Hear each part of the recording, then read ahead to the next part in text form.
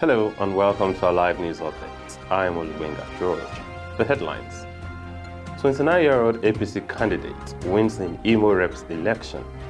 APC NWC member reveals Omishori Adamu's absence, delaying zoning of 10th National Assembly leadership. On the foreign scene, Putin critic jailed for 25 years in harshest treason verdict. In sports, Toby Amusan finishes second in Tom Jones Memorial Invitational Finals. And on the entertainment scene, DJ Kapi begs to become Asake's backup singer. This is Alive TV.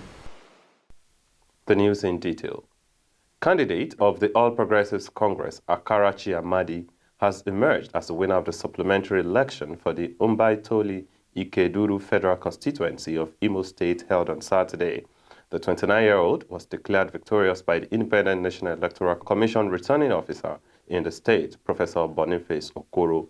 While announcing the outcome of the polls late Saturday night at the Federal Constituencies Collation Center, located at Unworuibi in the Mbaitoli local government area, Okoro noted that Amadi pulled the highest number of votes.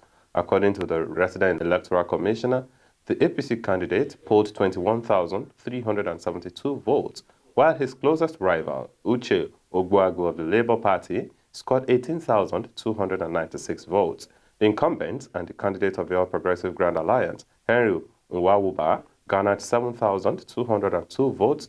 The People's Democratic Party candidate, Usman Ukanacho, polled 6,681 votes.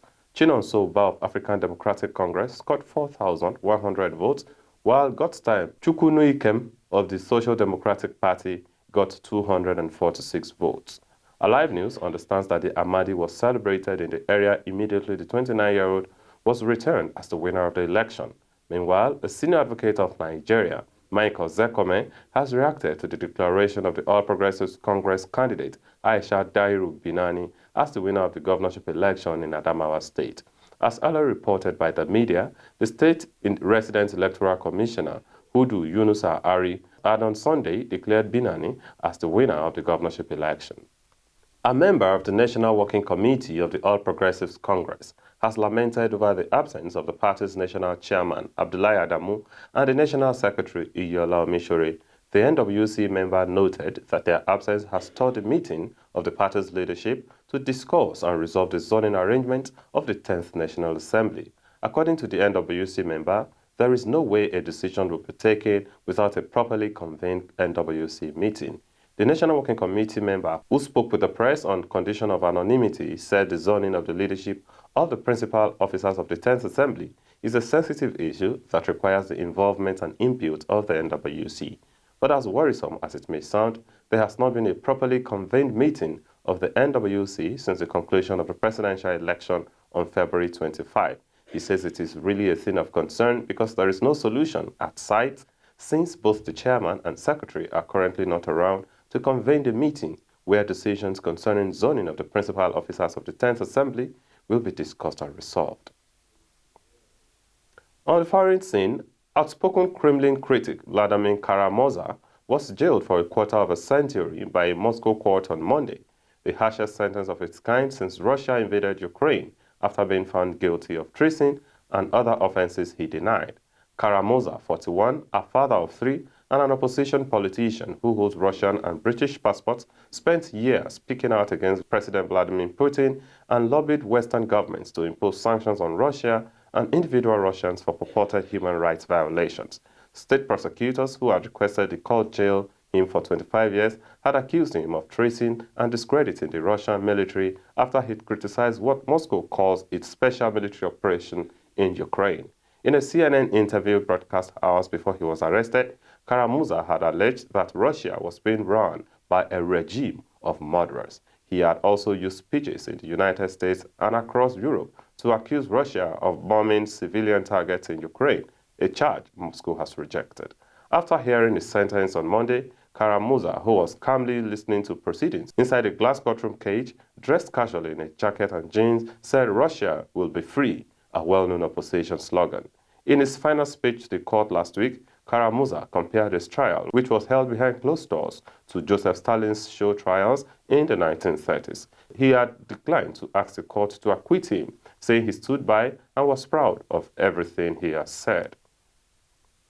Now in the sporting scene, Nigerian athlete Tobi Amusan finished second in the Tom Jones Memorial Invitational Finals at the Percy Baird Track in Gainesville during the weekend. The Tom Jones Invitational is a crucial preparatory event for athletes getting ready for the 2023 outdoor competitive season.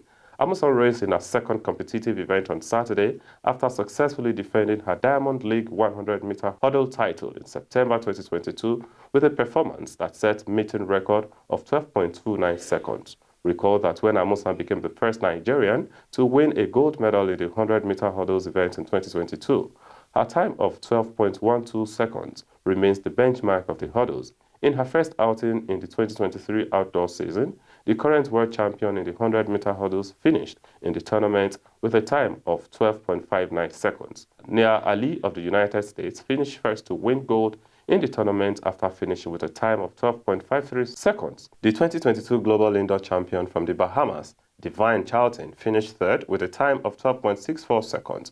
Amusan qualified for the final with a time of 12.75 seconds, which was the fourth fastest time in the new season.